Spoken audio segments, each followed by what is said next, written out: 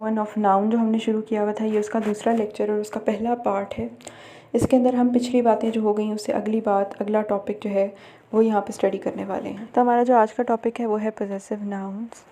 Possessive nouns जो हैं वो आपको ये बताते हैं कि कौन सी चीज़ किसकी है। वो आपको अपनी बिलोंगिंग्स के बारे में बताते हैं कि आपके पास क्या चीज़ है, वो आपकी बिलोंगिंग्स के बारे में आपको बताएंगे। जैसे I am gonna write a sentence here, this book belongs to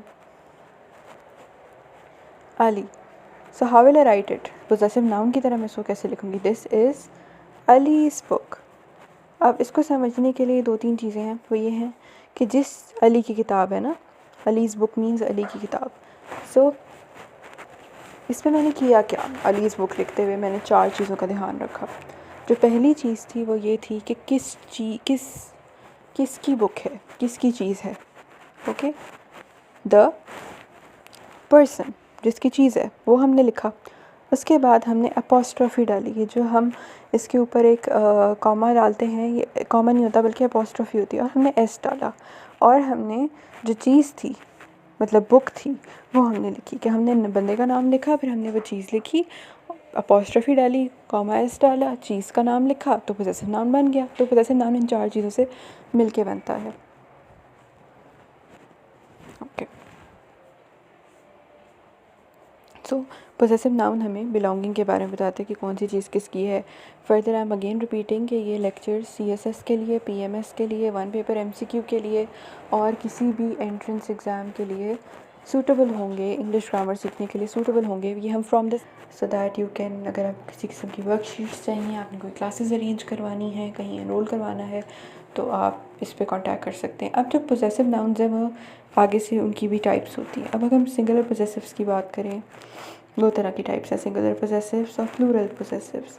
singular पोजेसिव्स जो हैं उसमें जो नाउन होगा वो सिंगुलर होगा। जिस तरह मदर्स बैग, तो यहाँ पे मदर जो है वो सिंगुलर है, right. Allies ball, cats milk. तो यहाँ पे ये एग्जांपल्स हैं सिंगुलर पोजेसिव्स की। अस्सलाम वालेकुम। ये जो टॉपिक हम नाउन्स का कर रहे थे, ये उसका लेक्चर नंबर 2। हम अपना पहला रूल पढ़ने लगे हैं। जो पहला रूल है वो ये है कि अगर हमने सिंगुलर पोजेसिव्स बनाने हैं तो हमने एपोस्ट्रॉफी एस लगाना है आफ्टर आ सिंगुलर नाउन। जब हम सिंगुलर नाउन के बाद एपोस्ट्रॉफी एस लगाएंगे तो बनेगा सिंगुलर पोजेसिव। सिंगुलर पोजेसिव, ये है रूल कि आपने सिंगुलर नाउन के बाद एपोस्ट्रॉफी एस लगाना है। जिस तरह टीचर फ्रेंड, अब टीचर की फ्रेंड हम किस तरह से अपोस्ट्रोफी लगाएंगे वो हम बाद में देखते हैं। पहले हम सारे वर्ड्स लिख लें अपने पास।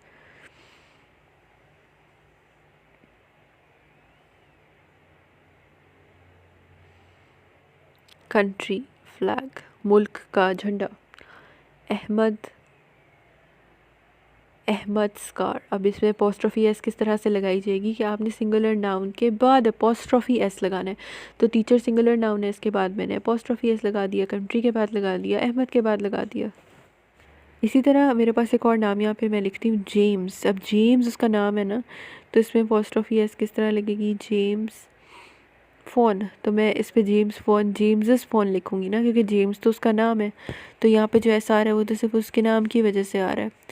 सो this is very important to understand कि आपने सिंगुलर नाउन के बाद अपोस्ट्रोफी एस लगाना है। There are a few sentences written जिनके अंदर हम जो एरर है उसको पॉइंट आउट करेंगे अगर है तो। Our teacher's friend is a famous author. Teacher's friend, teacher का दोस्त, इज़ अ फेमस ऑथर। तो ये बात आई थिंक कि ठीक लगी हुई है, अपोस्ट्रोफी भी ठीक लगी हुई है। Author new book is on display at library. Author की नई किताब, ऑथर की नई किताब, तो ऑथर के बाद अपोस्ट्रोफी आनी चाहिए कि ऑथर की है ना, तो ये गलत है। The librarian said the writer visit is next week. Writer का विजिट होना चाहिए ना, तो writer's visit it should be. Our kids said that the story's plot was exciting. Story's plot, कहानी का प्लॉट जो था वो एक्साइटिंग था। My friend's detective is a very hard working professional. Friends detective, तो यहाँ भी जो है वो अपोस्ट्रोफी एस फ्रेंड के बाद आनी चाहिए। सो ये था हमारा पहला रूल कि सिंगुलर पोजेसिव बनाते हुए आपने अपोस्ट्रोफी एस लगानी है।